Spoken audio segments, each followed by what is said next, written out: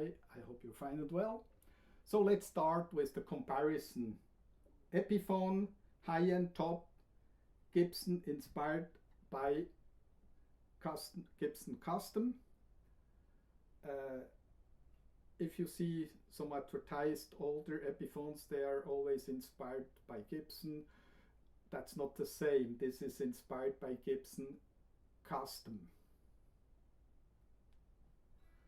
So the new studio, $1,600 or pounds, 1,599. And the difference between a standard, in fact, it's a standard Gibson. The difference is there is a just glued in neck, it's not a long tenon. There are no bindings here. The headstock is not an inlay. The brand, it's just a silk screen.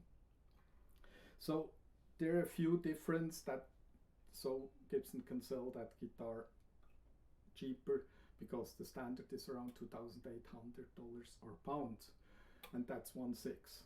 So the headstock is a classic Gibson headstock with the open book, and the deluxe vintage tuners with the beautiful tulip. We call them tulip. Now they are Keystone named. Beautiful. You have the same on the Gibson Custom shop, and the neck is a slim tapper 60s. It's 800, while on the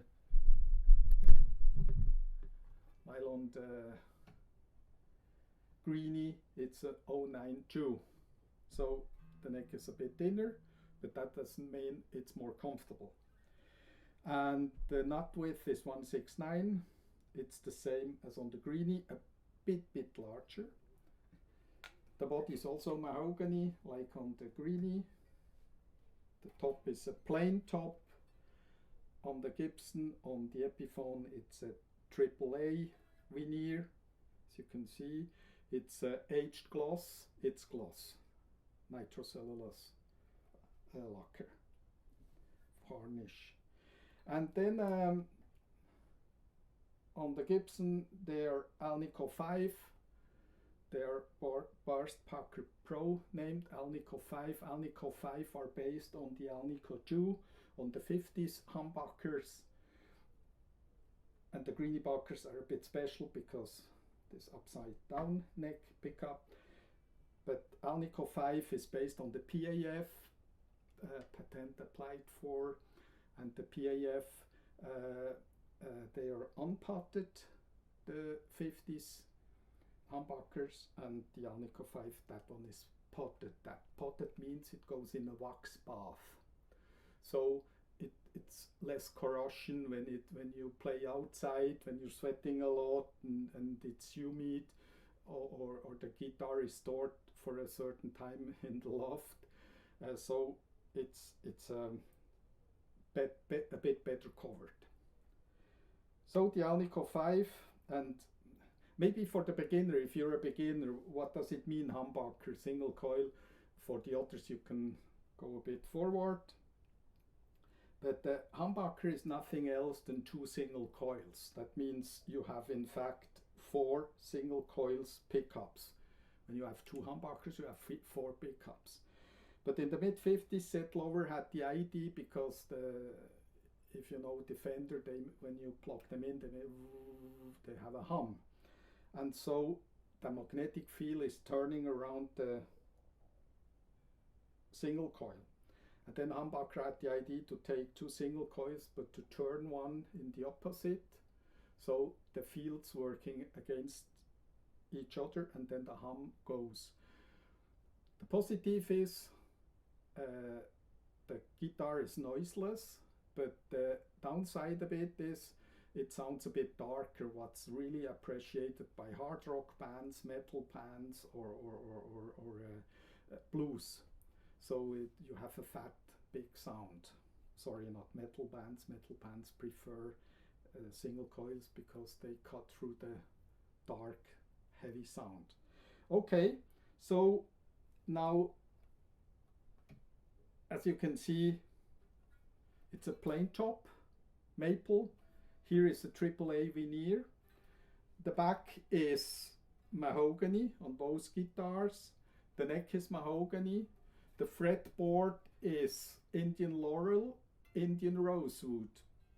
Why Indian rosewood? That's good because it's sustainable. When they cut the tree, they plant another. So Indian rosewood is fine. The Gibson has the fret binding. That's unusual for studios. And the Epiphone doesn't have a fret binding.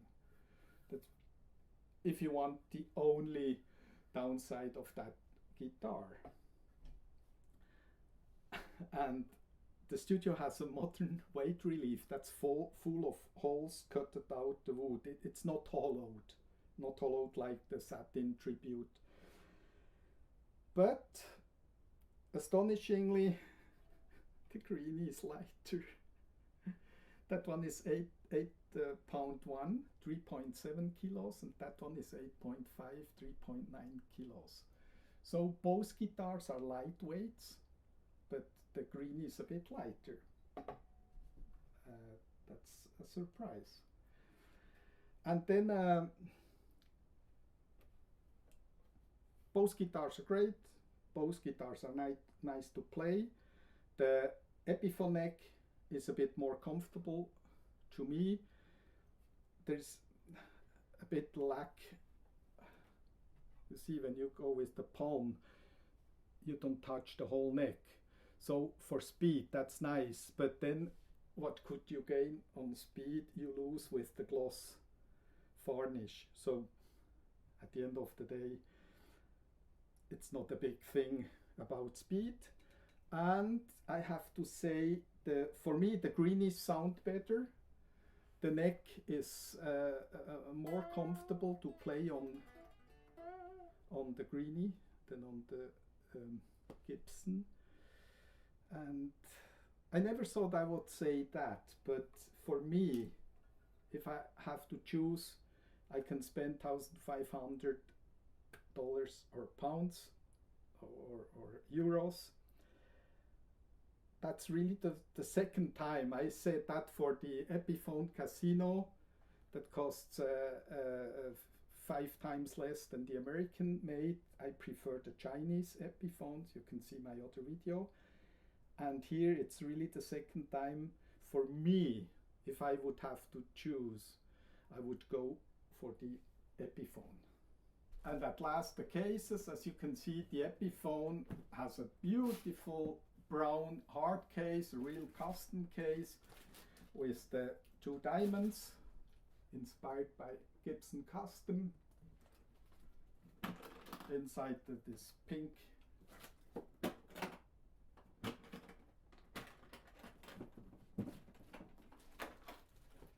look how beautiful it is. So then you have the hard case when you want to travel. That's certainly better than the soft case. And the Gibson has only the soft case. Beautiful, it's nice, and it's helpful if you use it at home. But